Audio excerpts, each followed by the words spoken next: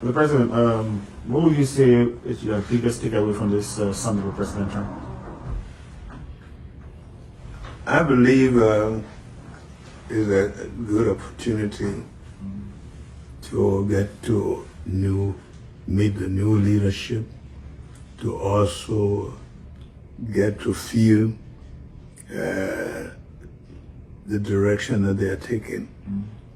And incidentally, this is supposed to be a foreign policy that is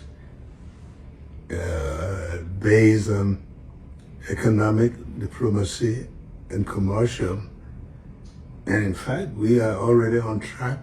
So we just came to get acquainted with them and then make sure that we all align ourselves with what they want to do. Because we want to see a Liberia that will be transactional, a Liberia that will seek after developing its own resources, making them available for its own citizenry. So it was a good opportunity to get it from the horse's mouth.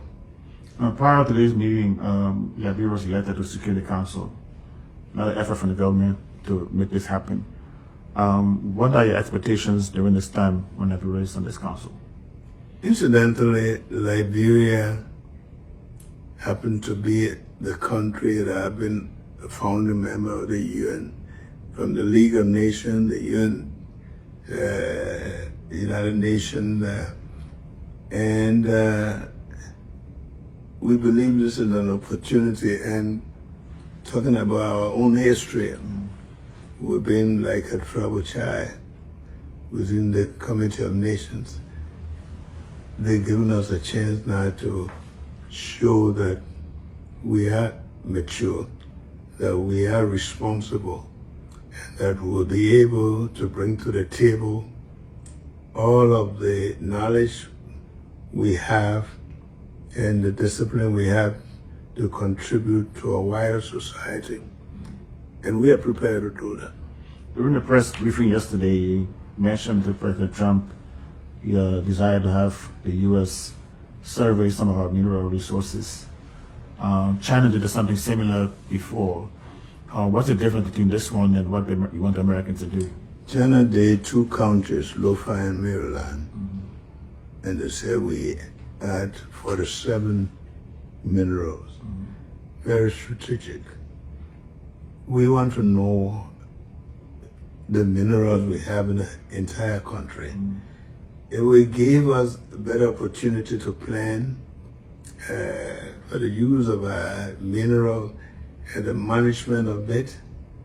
In fact, I have a feeling that it's about time that we know that, so that we plan which ones are more strategic and that we can manage them for the benefit of Liberia. The U.S. has the skills, and we believe they too, because instead of just saying, complaining, we want for them to be a part of it. We don't have the technology, they have. So it will be helpful for all of them to share this knowledge, and we can use it to our own advantage. The President, we spoke a few years ago, you talked about how you were concerned about corruption and governance issues and stuff, lack of good governance. Now that you're in the presidency, what are you seeing the challenges that stop you from doing those things, or how far can you go to make those accomplishments? I was concerned, I am concerned, and I will be concerned about corruption.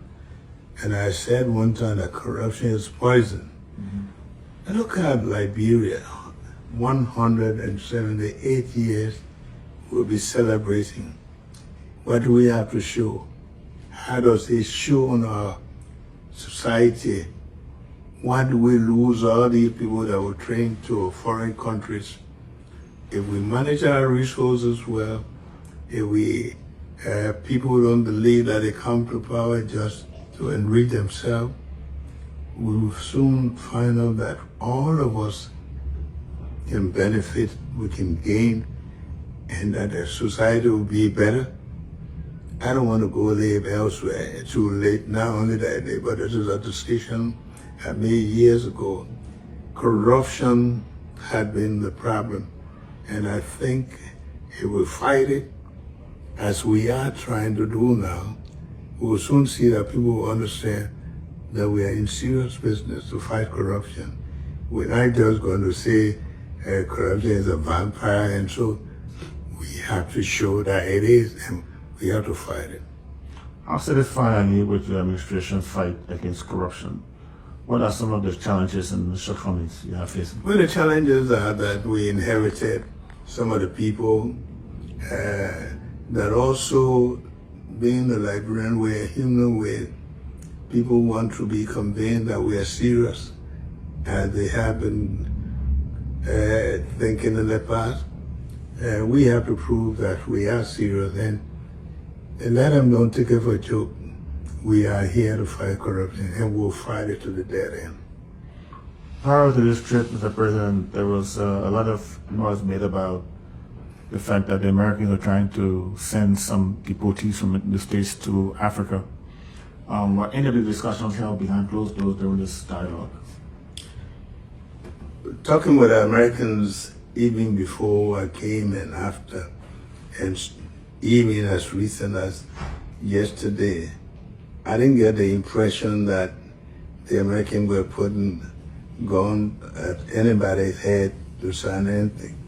What the Americans are saying that they have asylum seekers that have been here for years, and they like to, those that have been causing problems, to send them out of the country elsewhere. They are not forcing anybody, but they want for us to know that this is a concern they have, and they are asking how can we contribute or how can we help. And we have assured them that for the relationship is an equal concern, but it's something that we have to think about. If and when they begin to ask us, we will know how to respond to it. Okay. In a meeting with Deputy Secretary of State for Africa, Christopher Yanda, yesterday, you were lauded for your government's agreement to increase the multi-user rail to facilitate economic development and growth. They are concerned that the administration are already under pressure by the U.S. government to do this deal. Also, ArcelorMittal is already in the space. Do you think these two companies can work together in this short space they have? Well, they have no choice because we need them both, and we know the value they bring to the society. But we are in the best position to determine how we can make use of everybody having equal access, everybody having the possibility to use it, and then future users, including ourselves, extended use of the railway for something other than iron ore. So we are putting into place mechanism that will work for everybody. It will be a win-win for all because number one, want to have a rail authority. The rail authority will put up a tender. The tender will produce a management that will be able to serve everybody on equal basis. And the only person who can do that is Liberia. The President, over the past few months, there have been criticism that too many members in your cabinet are quietly harboring future presidential ambitions. How are you handling this issue, and is it affecting the government as the government? It just so happens that over the years, because of the nature of leadership, presidential ambition now has been on the rise. I think we want to make sure that we put into place a government that is responsible for the current lives of the people and the future lives of the people. And those people who see, work with us and understand where we're going, and who understand that the future leadership is determined for the present use of the opportunities of the present. Those who understand it, those who don't understand it, who are in a hurry, we want to tell them they're in the wrong place. What are the expectations for the presidency, Mr. President? I mean, what do you see happening in this term, and do you have any future ambition for a second term? When I came to power, I wasn't looking for second term. I was here, and I'm here to make the Liberians know that we are here to better their lives. We are here to serve them. The Bible says, he who that is faithful in that which is least is faithful in that which is much. We have to show the Liberians now that we are concerned about them and not thinking about what you will be tomorrow. Is today. And that's the kind of government that I'm not looking for. I'm looking for a government that works for the people, a government that produces healthy citizens, educated youth, and make sure that there's food on the table, that people can live in their country, have electricity, have water, and live the life that they yearn for. That's my concern right now.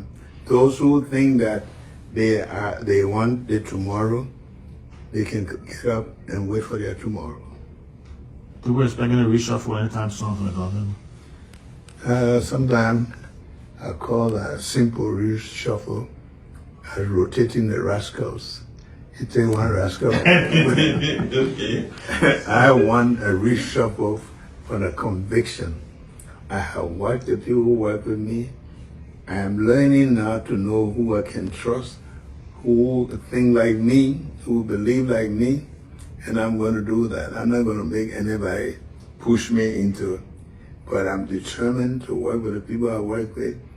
And it won't take long. You know, we have replaced so many people already, and we're going to continue to do that because those who we believe are not there for the good of the country, they are leaving. So it may not be a mass reshuffle, but it's taking place anyway. Thank you, Mr. President. You're welcome.